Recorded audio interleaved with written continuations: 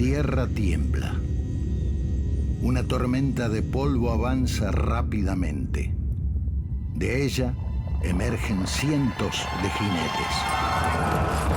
Pero sobresale un hombre de mirada intensa y voz de mando. Cangapol. Por primera vez en su historia, Buenos Aires va a experimentar la furia del indio. No hay tiempo para escapar. No hay lugar donde esconderse. El malón ya está aquí.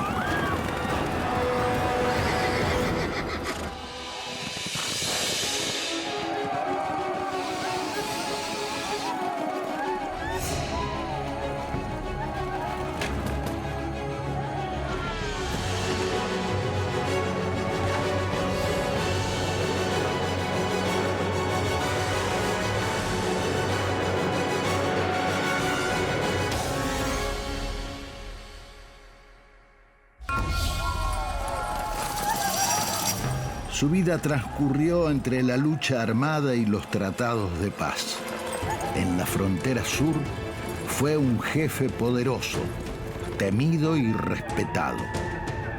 Para sus enemigos era un salvaje al que había que exterminar. Guerrero, negociador, cacique. Su nombre fue Nicolás Cangapol.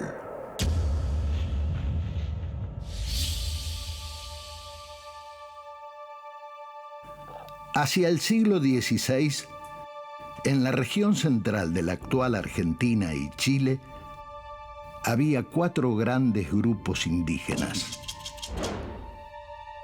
tehuelches, pampas, pehuenches y reche. Uno de estos grupos, los reche, a quienes los españoles llamaban araucanos, se diferenciaba del resto, ya que a las actividades de recolección, caza y pesca sumaron una diversa agricultura y la cría de animales.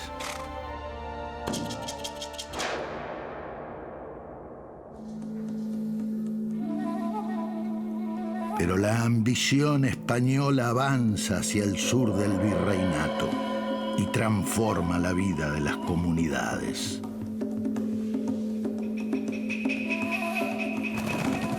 Durante el siglo XVII, los invasores introducen un elemento novedoso: el caballo. Estos animales son aprovechados, primero usándolo como caza, pero también pronto aprenden a montarlo. El animal les da movilidad, el caballo les da una movilidad que antes no tenía. No es lo mismo cruzar la pampa a caballo que cruzarla caminando. Les permite ampliar los espacios de cacería. Pero el ganado, el caballo mismo es una fuente de recursos. Su cuero, los tendones, las crines, hasta los huesos. Los pampas, pehuenches y tehuelches se convierten en jinetes avesados. Sus zonas de caza y recolección se amplían. Asimismo, comienzan a criar su propio ganado equino. Esta situación les permite estar mejor preparados ante una eventual embestida enemiga. Entretanto, en Chile se libra una batalla entre nativos e invasores. Los reche necesitan sumar más hombres a la lucha, y también caballos. Deciden cruzar la cordillera de los Andes en dirección este, hacia la estepa patagónica. Así se produce la denominada araucanización de las pampas. Los pueblos del este de la Patagonia se mezclan con los que llegan desde el oeste de la cordillera. El efecto de este mestizaje genera, por un lado, el surgimiento de nuevos grupos humanos. Por otro, se desarrollan la agricultura, el trabajo textil y el metalúrgico.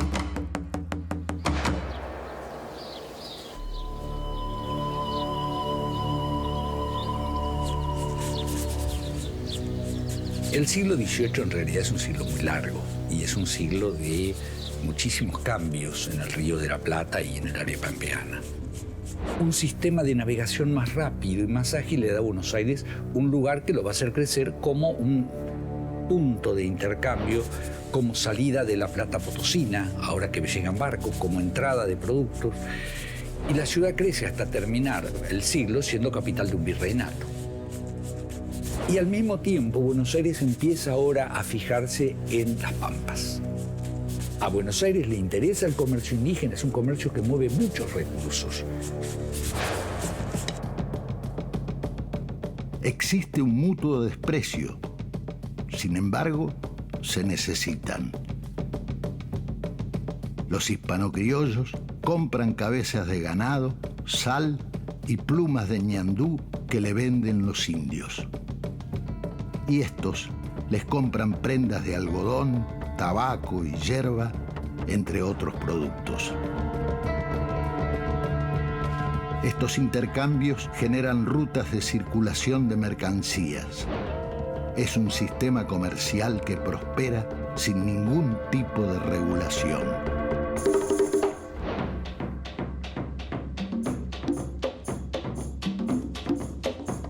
La frontera que separa a dos mundos, el indio y el criollo, se vuelve una zona inestable. Buenos Aires, que había tenido relaciones pacíficas, empieza a tener conflictos con los indígenas. El flujo cada vez mayor de indígenas, incluso de la Araucanía hacia la Pampa, también empieza a generar competencia por ciertos recursos. Y ahí empiezan los roces, los conflictos. La década del 30 es bastante clara, porque es cuando se empiezan a cortar y a cambiar esos circuitos. Y ya a fines de la década hay ataques, hay robos en la frontera, pero todavía son operaciones más chicas. El año 40 va a ser crucial, y no por un hecho económico. Pese a la actividad comercial entre indígenas e hispano-criollos, la tensión en la frontera persiste.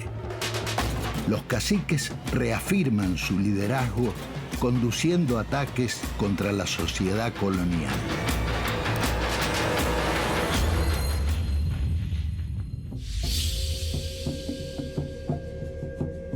Nicolás Cangapol nace en Huichín, al margen del Río Negro, en 1670. Es hijo del cacique Juan Cacapol, hombre respetado por la comunidad. A medida que Nicolás crece, comparte las funciones y el poder con su padre. Lentamente se forja su espíritu atrevido y guerrero. Hacia 1740, el asesinato del cacique Tolmichilla, pariente de los Cangapol, genera un profundo malestar. El contramaestre de campo mata a un grupo de indígenas que son amigos y que son parientes de estos dos de Cangapol y Cacapol, que deciden vengarlos, organizan un ataque a Buenos Aires, y es un ataque terrible que se hace a fines del 40. Juan Cacapol y su hijo planean algo osado. Una acción que les demostrará a los españoles que están completamente desamparados. Los jinetes preparan sus caballos. El amanecer se tiñe de rojo sangre.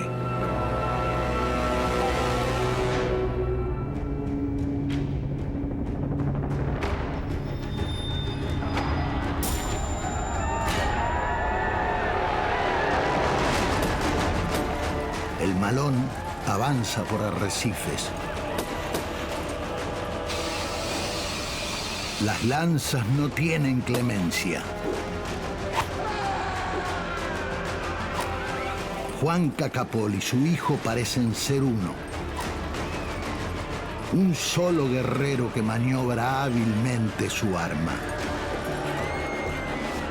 Un ejecutor de muerte rápido, efectivo. La sangre hispana salpica la tierra. Cumplida la misión, los indios se marchan hacia la zona de Luján. Atrás queda una nube de polvo y destrucción.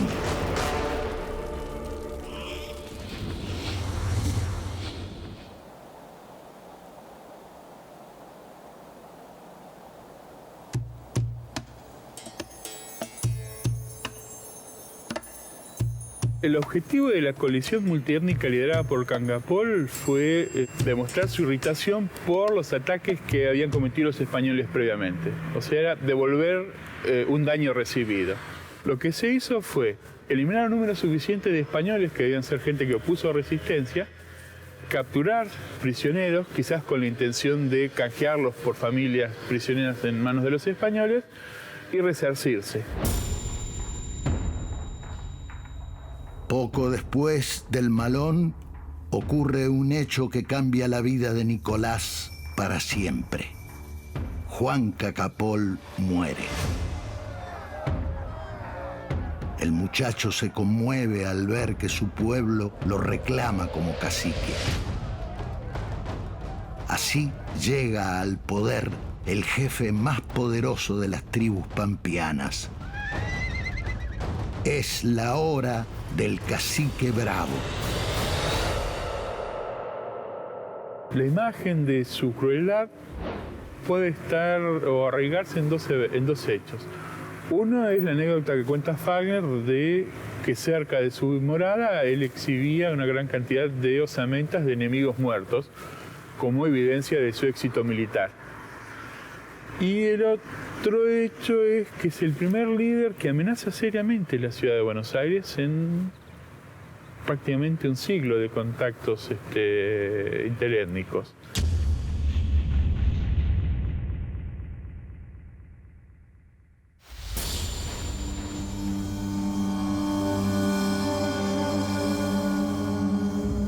El Malón de 1740 genera un nuevo escenario en la frontera sur.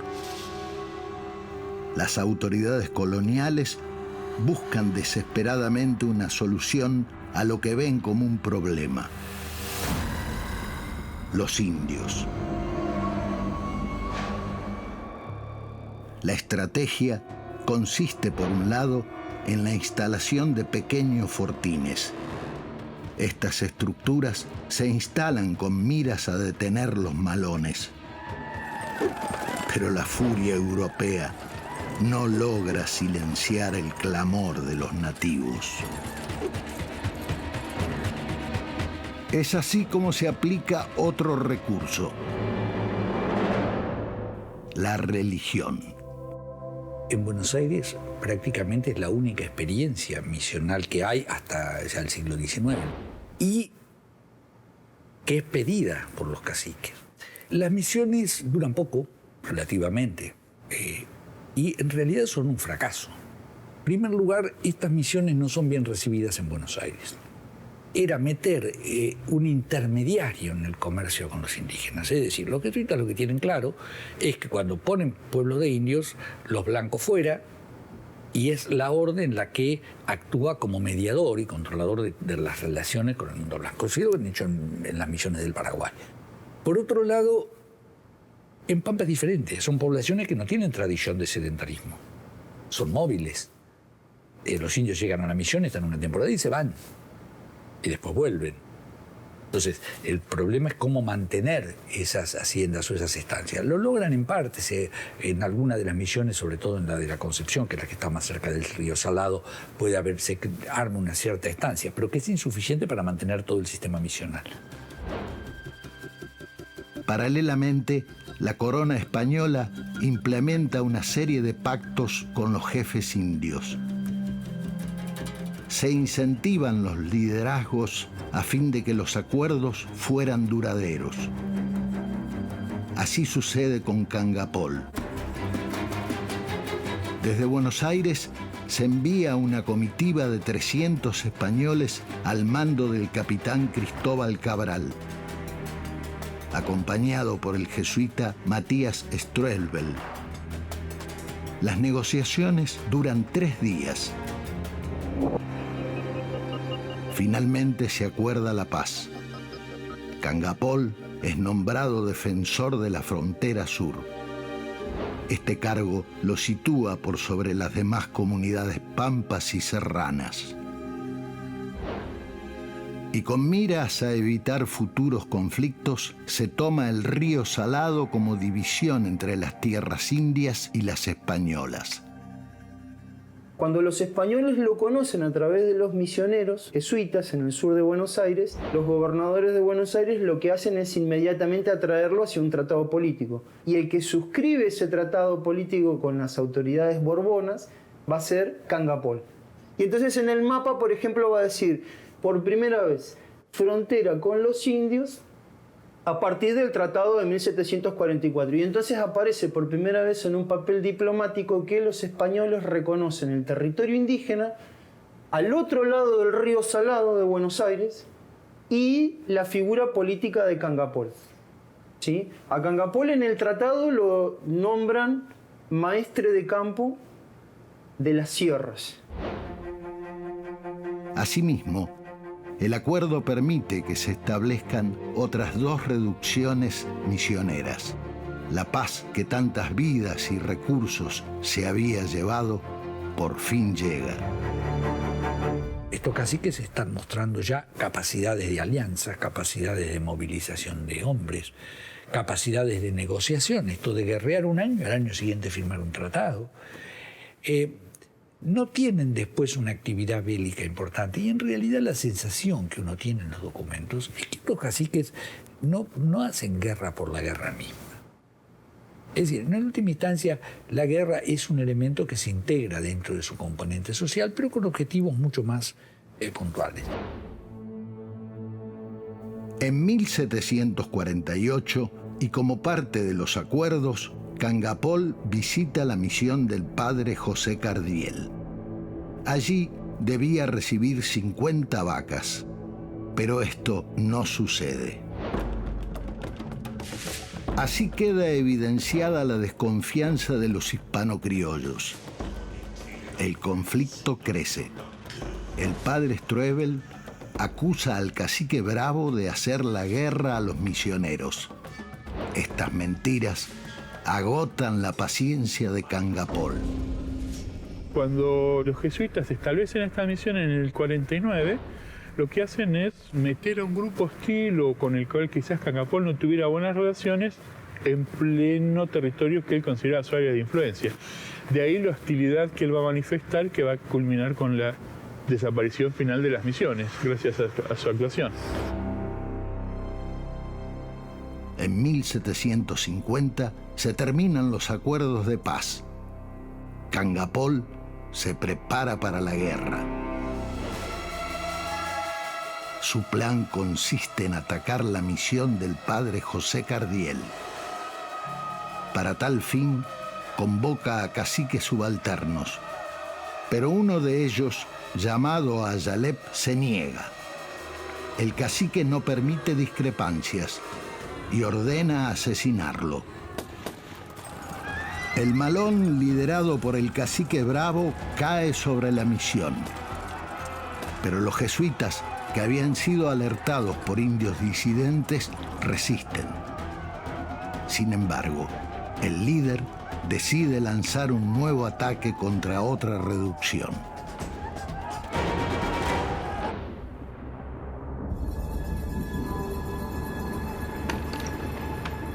La tierra tiembla.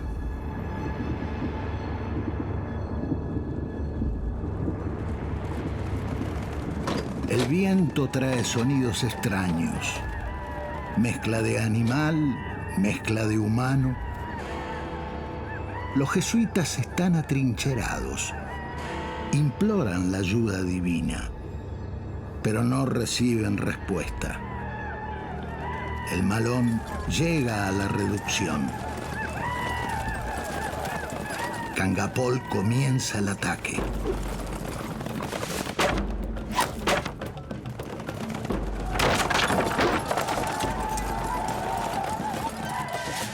jesuitas huyen despavoridos. Una risa parte el aire.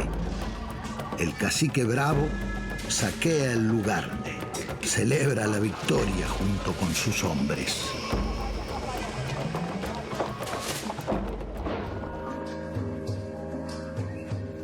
El fracaso de las misiones en la frontera sur marca el fin del plan de la corona española. El gobernador del Río de la Plata le escribe al rey informándole lo siguiente: el bautismo que más les conviene a los pampas es el de la sangre. Sin embargo, las comunidades indias resisten.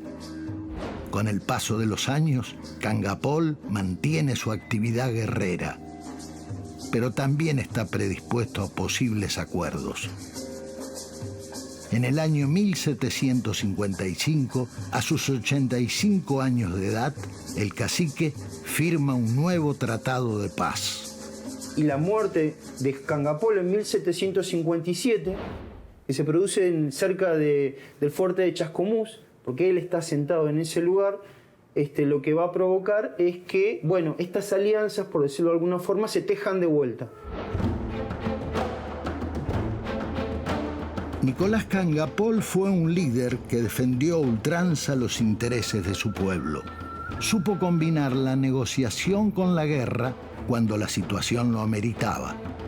Esto lo mantuvo intacto hasta el momento de su partida física. En 1790, las autoridades españolas y los líderes indios establecieron un pacto de no agresión. Nuevamente, los habitantes del sur pudieron vivir en paz. De esta forma, se cumplió el objetivo del cacique bravo de las Pampas.